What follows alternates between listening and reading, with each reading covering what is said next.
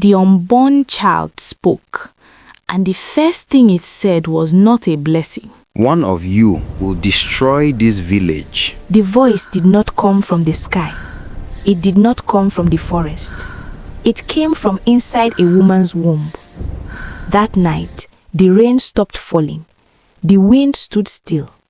And the village of Umudara realized something terrible.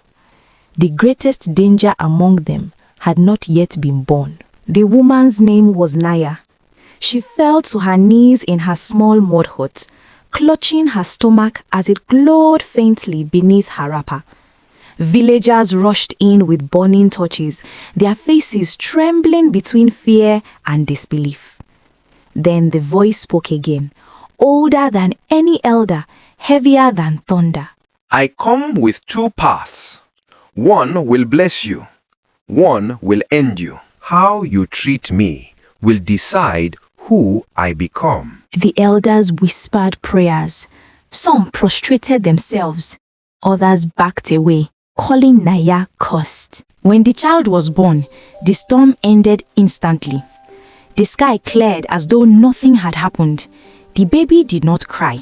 He simply stared at the world with eyes too calm for a newborn. The elders named him Cairo, meaning the one who stands between. As Cairo grew, strange things followed him. When he laughed, green shoots broke through dry soil. Cracked earth softened beneath his feet. Sick animals recovered without herbs. But when he was frightened, the shadows around him stretched unnaturally. Beds scattered. Once, during an argument among adults, a sudden wind tore through the market, knocking over stalls. The village began to whisper. He brings life, some said. He hides death, others replied. Naya raised Cairo with gentleness, though fear lived quietly in her heart. Each night, she held him close and whispered, "You are not a spirit. You are not a curse. You are my son." But children avoided him. When he tried to play, they ran.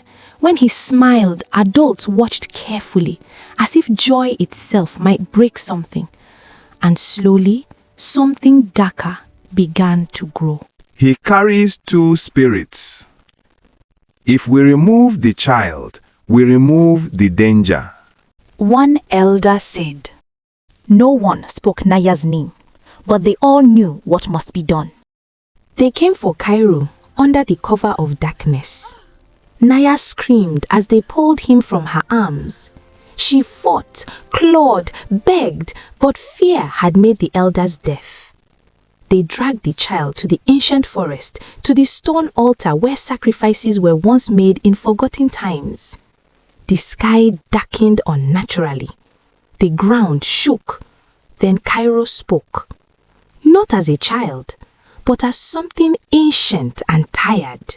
You feared what you did not understand, and now you become what you feared. He said calmly. The air split open. From Cairo emerged two spirits.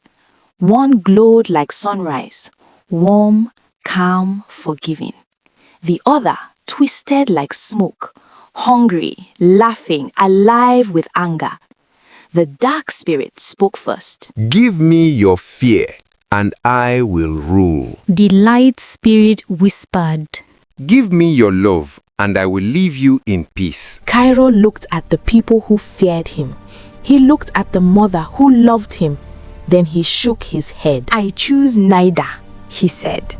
Before anyone could move, Cairo stepped forward and pulled both spirits into himself.